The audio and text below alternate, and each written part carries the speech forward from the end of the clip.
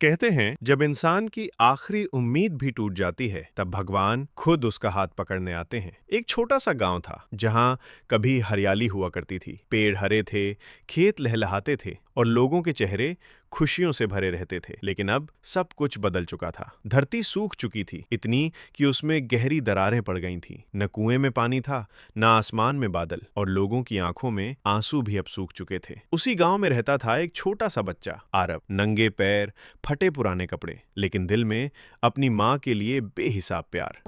भोलेनाथ, क्या आप सच में मुझे सुन रहे हैं? अगर आप सच में हैं, तो एक बार मुझे अपने होने का एहसास करवा दीजिए।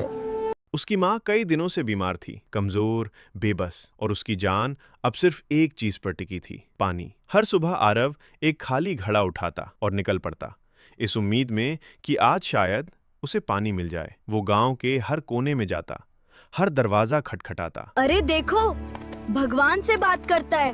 क्या भगवान तेरे लिए आएंगे? वो हमेशा मेरे साथ हैं। लेकिन हर जगह से उसे सिर्फ एक ही जवाब मिलता, पानी नहीं है। फिर वो भागता हुआ पहुंचता गांव के आखिरी कुएं पर। शायद यही आखिरी उम्मीद थी। वो रस्सी पकड़ता, अपनी पूरी ताकत लगाता, छोटे छोटे हाथ कांपते हुए, बस थोड़ा सा, बस थोड़ा सा। लेकिन कुएं के अंदर सिर्फ सन्नाटा था, न पानी की आवाज। धीरे धीरे उसकी ताकत जवाब देने लगी, हाथ ढीले पड़ गए और उसकी आंखों के सामने उसकी आखिरी उम्मीद भी टूट गई। मैं अब और नहीं कर सकता। मैं अब और नहीं कर सकता। अब कोई चमत्कार ही हमें बचा सकता है। भोलेनाथ, मैं खाली हाथ वापस नहीं जाना चाहता। मेरी माँ को बचा लो, गांव को पानी दे दो।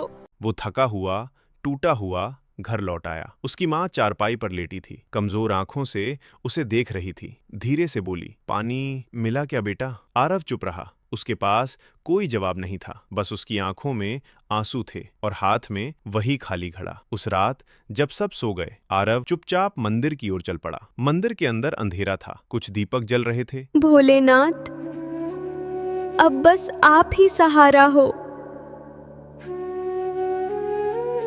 वो धीरे से घुटनों के बल बैठ गया, हाथ जोड़ लिए और कांपती आवाज में बोला, भोलेनाथ, अगर आप सच में हैं, तो एक बार मुझे अपने होने का एहसास करवा दीजिए। कांपती आवाज में बोला, भोलेनाथ, अब मेरे पास कुछ नहीं बचा। अगर आप सच में हो तो मेरी माँ को बचा लो। उसकी आंखों से आंसू बहने लगे। वो और भी झुक गया। मैं खाली हाथ वापस नहीं जाना चाहता। इतना कहते ही उसने अपना सिर शिवलिंग के पास रख दिया। अब सब आपके हाथ में है। और तभी मंदिर के दीपक अपने आप तेज जलने लगे। आरव ने धीरे से आंखें खोली। उसके सामने एक छोटा सा बालक खड़ा था, करीब उसकी ही उम्र का। साफ सुथरे कपड़े, चेहरे पर एक अजीब सी शांति और आंखों में ऐसी चमक जैसे पूरी दुनिया का रहस्य उनमें छुपा हो। आरव हैरान होकर उसे देखने लगा। बालक हल्के से मुस्कुराया। तुम इतने परेशान क्यों हो? इतना सुनते ही आरव फूट फूट कर रो पड़ा। मेरी माँ मर जाएगी, मुझे पानी चाहिए। बालक ने ध्यान से उसकी बात सुनी, उसकी आंखों में देखा और फिर धीरे से मुस्कुराते हुए बोला, तुम्हारा विश्वास ही तुम्हारी सबसे बड़ी ताकत है। आरव कुछ समझ नहीं पाया, लेकिन उसके दिल को एक अजीब सा सुकून मिलने लगा। और तभी उस बालक के चारों तरफ एक तेज रोशनी फैलने लगी। मंदिर के दीपक और तेज जलने लगे। धीरे धीरे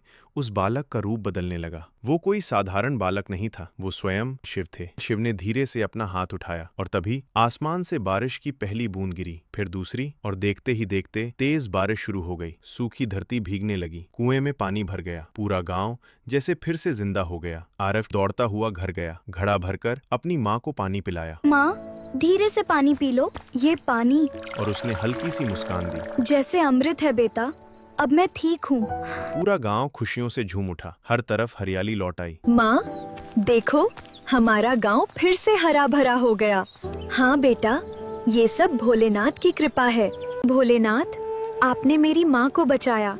आपका धन्यवाद। हे महादेव, आपकी कृपा हमेशा हम सब पर बनी रहे। और उस दिन सबको एक बात समझ आ गई, जब इंसान सच्चे दिल से भगवान को पुकारता है तो भगवान किसी न किसी रूप में जरूर आते हैं। बस जरूरत होती है सच्चे विश्वास की।